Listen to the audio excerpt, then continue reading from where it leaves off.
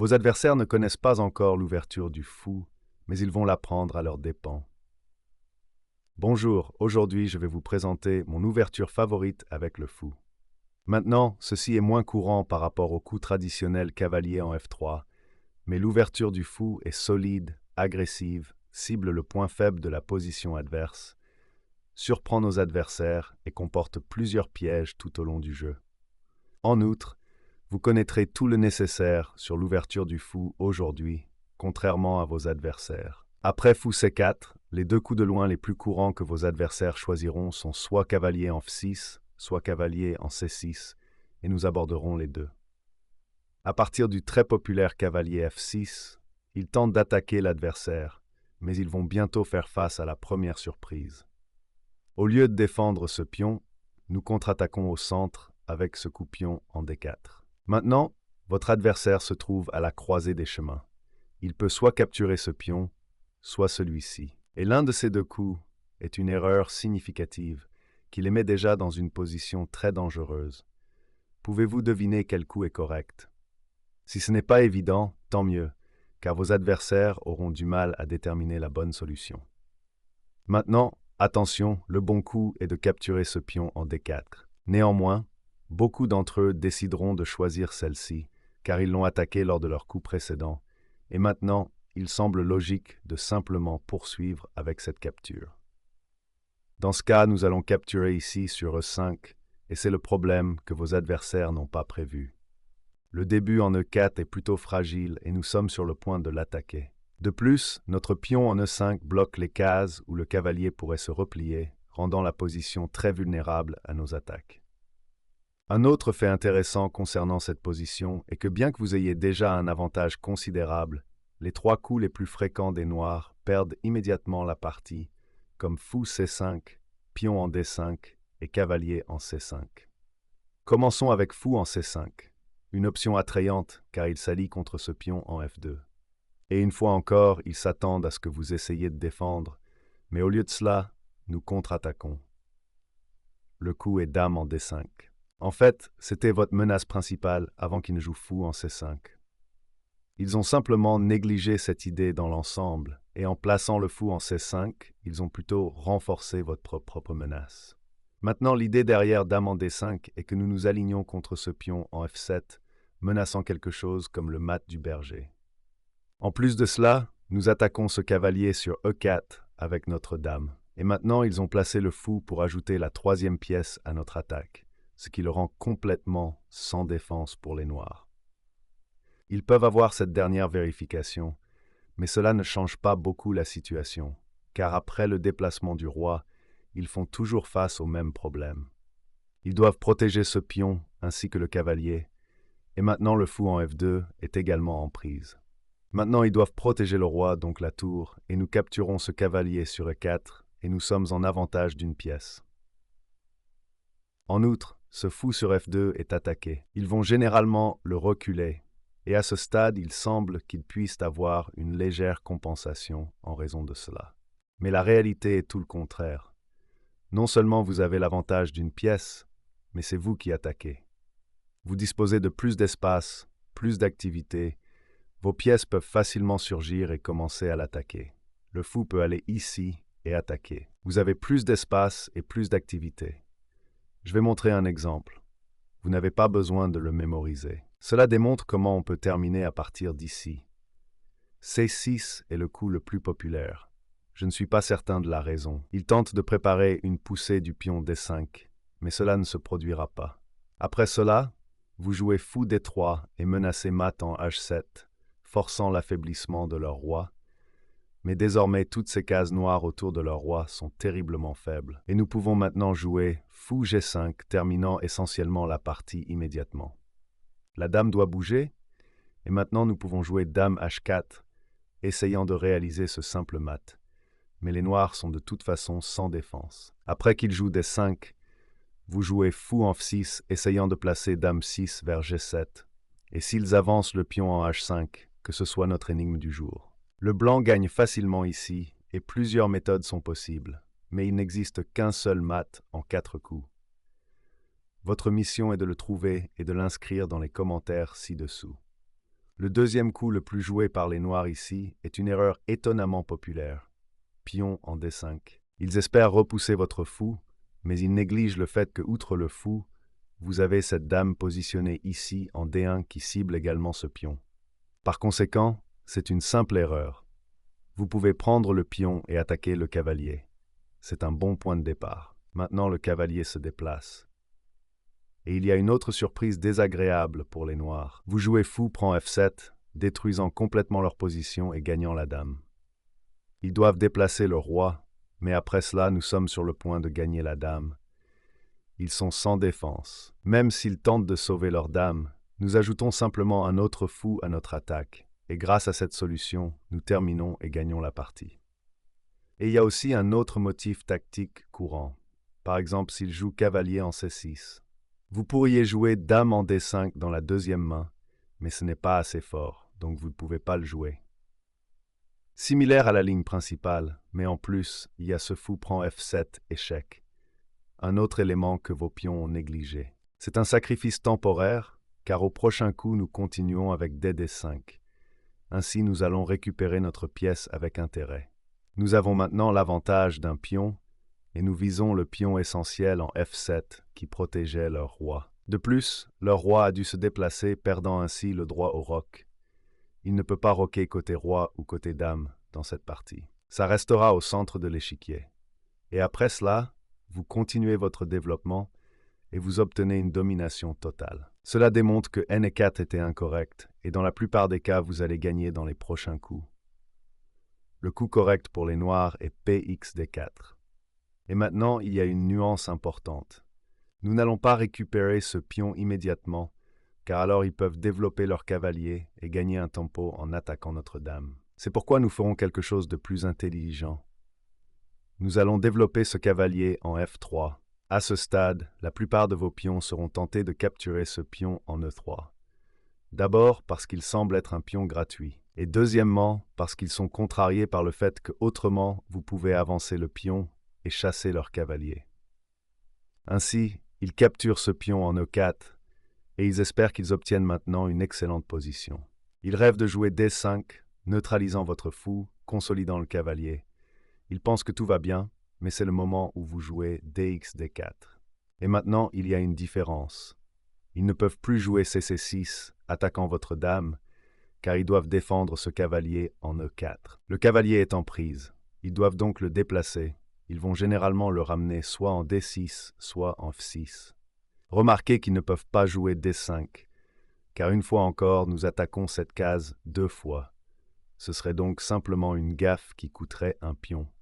Par conséquent, ils doivent replier le cavalier soit en D6, soit en F6. Nous examinerons ces deux options. À partir du cavalier en D6, où ils essaient de gagner un tempo en attaquant votre fou. Cependant, c'est déjà une erreur décisive. Il existe une très belle façon de les punir pour cela. Votre adversaire à ce moment-là espérait ralentir votre attaque en menaçant ce fou en C4. Mais nous ignorons cela et nous roquons simplement.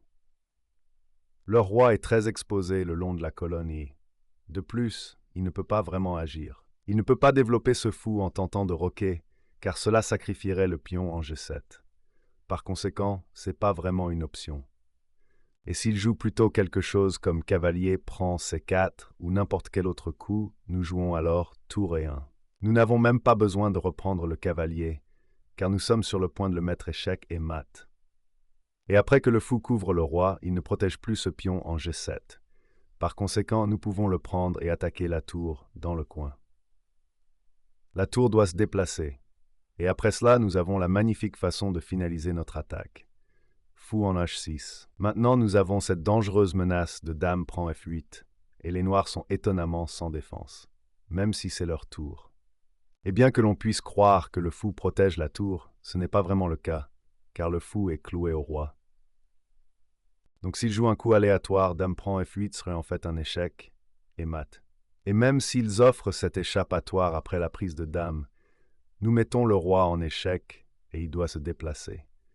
Et maintenant, ils sont complètement dévastés. Vous avez l'avantage matériel, vous attaquez le cavalier, le roi est clairement exposé, et nous allons probablement gagner en quelques coups. Il est bien préférable pour les noirs de replier ce cavalier en F6. Et après ça, l'ordinateur indique que la position est égale, mais en réalité, elle est fragile, et c'est une bataille difficile pour les noirs. Ce poney joueur s'amusait et a perdu beaucoup de temps à jouer. Pendant cette période, vous avez obtenu un avantage de développement et possédez d'excellentes opportunités d'attaque. Les noirs doivent être extrêmement précis pour éviter un désastre rapide. Par exemple, cavalier C6 est le coup qu'ils vont probablement jouer. Ensuite, vous glissez vers l'aile roi avec dame en H4. Il exerce une pression sur cette diagonale, car nous allons aussi placer notre fou à cet endroit. Et par la suite, nous exerçons une pression le long de la colonne H, puisque nous prévoyons qu'il va roquer de ce côté. Il joue naturellement fou E7, espérant créer des attaques à découvert le long de cette diagonale. Mais ça ne se produira pas car vous jouez fou G5, renforçant simplement la pression. H6 n'est pas un problème car ce n'est même pas une menace. Le pion est cloué à la tour. Par conséquent, il peut l'ignorer et roquer côté dame. À la place, les noirs vont généralement roquer.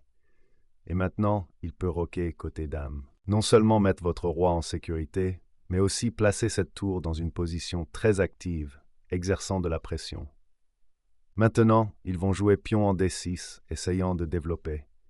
S'ils jouent H6, nous sacrifierons notre fou immédiatement et les éliminerons rapidement. Nous en parlerons dans un instant.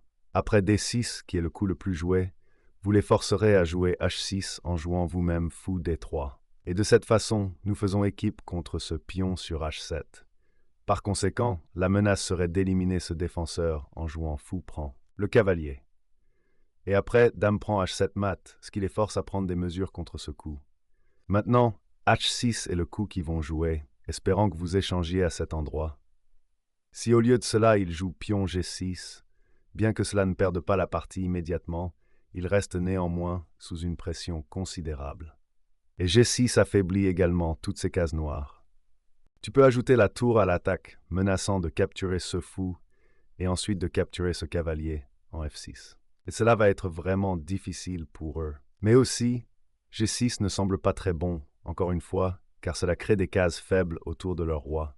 H6 paraît plus naturel. Ils espèrent que vous capturiez ici en F6. Et ils auraient effectivement une excellente position après cela. Mais au lieu de cela, vous jouez fou prend H6. Vous détruisez leur roi. Et après cela, il est assez facile de voir que la partie ne durera pas longtemps avant que vous puissiez la terminer. Maintenant, dame H7 n'est pas une option immédiate, car ils ont un cavalier qui protège cette case. Cependant, vous pouvez jouer cavalier G5, puis jouer fou H7, et les noirs sont sans défense. Par exemple, cavalier B4 est ce qu'ils jouent dans la plupart des cas. Vous jouez cavalier en G5, menaçant fou en H7 échec. Et après qu'ils échangent en D3, ils éliminent l'une de vos pièces d'attaque. Mais d'une certaine façon, ils ont aggravé leur position, car maintenant votre tour est sur le point de se joindre à l'attaque, et de les mettre échec et mat de cette manière. S'ils essaient de bloquer avec le fou, vous n'avez pas besoin de mémoriser cette ligne. À partir d'ici, c'est assez facile de conclure. Je vous montre un exemple de variation, mais quand leur roi est encore exposé, vous avez votre dame à proximité. Il est naturel que vous trouviez un moyen de conclure votre attaque. Par exemple, fou G6. Il tente désespérément de se défendre, et il existe plusieurs façons de terminer la partie. Cavalier E6 est la plus rapide. Nous attaquons la dame. Nous menaçons dame en G7, échec et mat, par conséquent ils doivent la prendre. Mais ensuite, dame prend G6. Et maintenant c'est terminé. Notre batterie assure ce mat, et nous pouvons mater de plusieurs façons.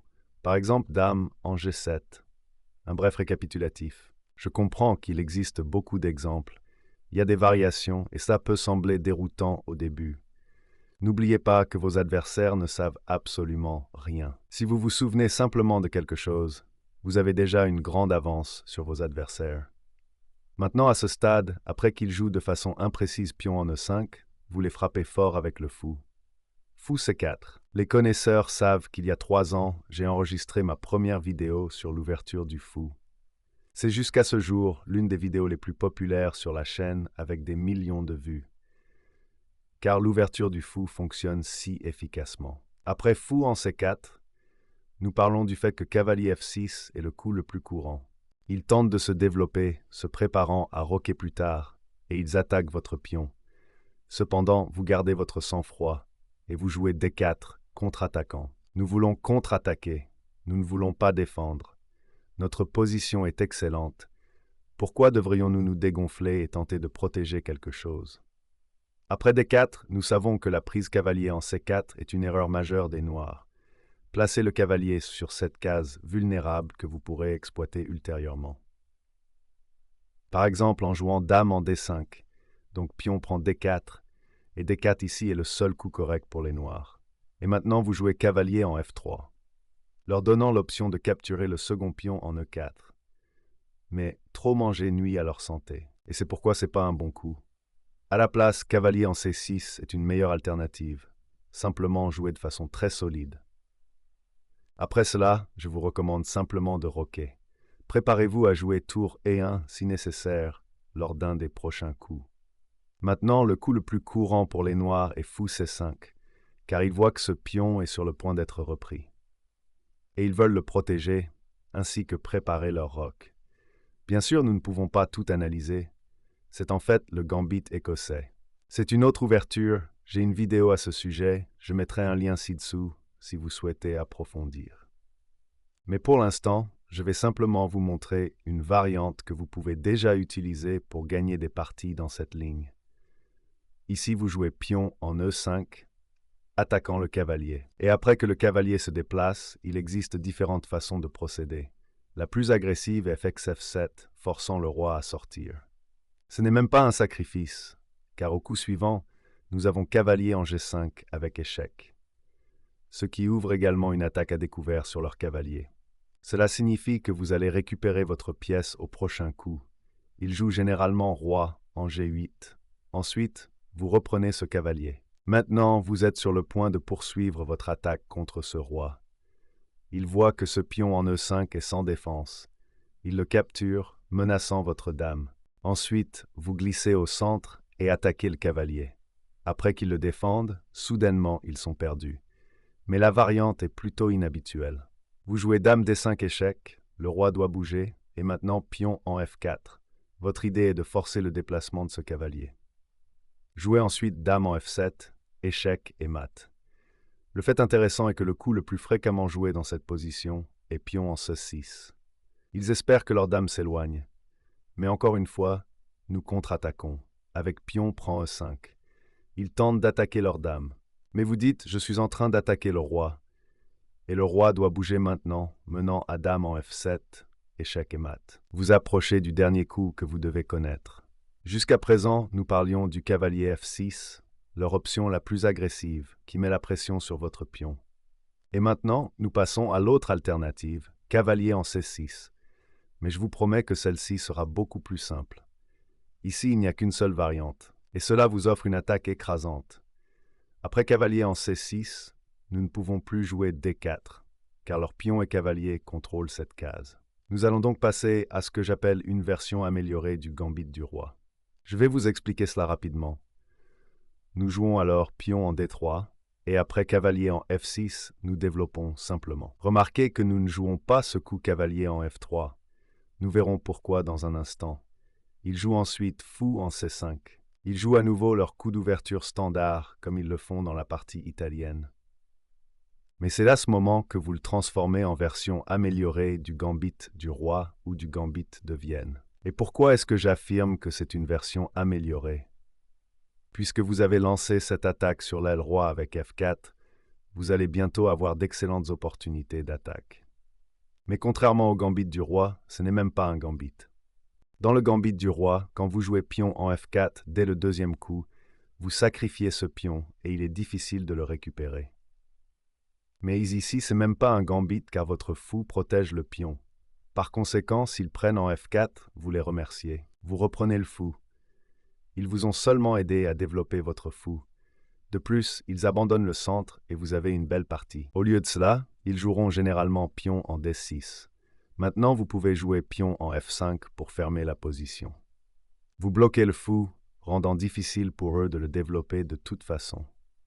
Maintenant, le long de cette diagonale, en plus de l'espace à l'aile roi, offrant d'excellentes opportunités pour votre future attaque à l'aile roi. De plus, Fou G5 est imminent et ce n'est pas facile pour les noirs d'y faire face. Voici une de ces positions trompeuses où Sakurage indique à vos adversaires que la situation est égale.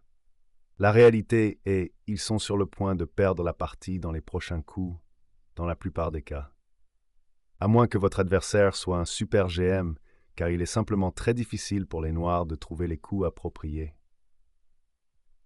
Par exemple, s'ils tentent jamais de jouer pion G6, essayant de se débarrasser de ce pion gênant et de débloquer leur fou, vous pouvez ignorer cela et jouer fou G5, car maintenant ce cavalier en F6 est encore plus vulnérable. Leur coup le plus fréquent est pion prend F5, mais maintenant après cavalier en D5, il est temps pour eux d'abandonner et de réessayer. Parce que maintenant, le cavalier est cloué et ils vont le capturer au prochain coup. Ils pourraient tenter autre chose, dans la plupart des cas, ils vont simplement annuler. Mais maintenant, après fou G5, ils se retrouvent avec tous les mêmes coups. Et encore, je pense que réalistement, nous pouvons déjà affirmer que c'est gagnant pour les blancs ici. Maintenant, fou G5 cloue le cavalier, vous allez jouer cavalier en D5, échanger le cavalier et exposer leur roi. S'ils essayent H6, vous pouvez être implacable et jouer pion H4. C'est un bon coup. D'ailleurs, ce n'est même pas un piège, car c'est en fait un bon coup, puisqu'ils n'ont aucune échappatoire à cette situation. Maintenant, vous êtes sur le point de jouer cavalier D5, puis de détruire la structure de pion protégeant leur roi. Mais s'ils capturent ici, la situation devient encore pire pour eux, car maintenant, vous avez également cette colonne pour votre tour, et vous attaquez le cavalier juste ici. Si le cavalier se déplace ailleurs, remarquez que notre dame contrôle cette case. Le cavalier ne peut pas avancer, mais s'il recule, vous jouez alors dame H5. C'est ce que vous cherchez à réaliser avec ce piège de tour et fou le long de la colonne H. Vous voulez établir cette batterie, et maintenant il y a dame H7 ou dame H8, selon leur réponse, et cet échec est mat. Ils ne peuvent pas créer cette case d'échappatoire pour leur roi en déplaçant leur pion F, car il est cloué. C'est donc complètement terminé. Que peuvent-ils faire? S'ils déplacent le cavalier, dame en H8, échec et mat. Je viens de penser à une dernière question rapide pour vous. Et si les noirs essayent de préparer cet échappatoire pour leur roi en jouant tour en E8? C'est un échec et mat en 3 coups, et votre mission est de le trouver et de l'écrire dans les commentaires ci-dessous. Et je sais ce que vous pensez. Igor, c'est bien, mais je vais oublier toutes ces variantes. Même si c'est le cas, vous pouvez bien sûr revoir cette vidéo ultérieurement. N'oublions pas que le but n'est pas de tout savoir, c'est simplement de connaître un peu plus que votre adversaire. Et croyez-moi, vos adversaires ne connaissent probablement rien à l'ouverture du fou. Merci d'avoir regardé.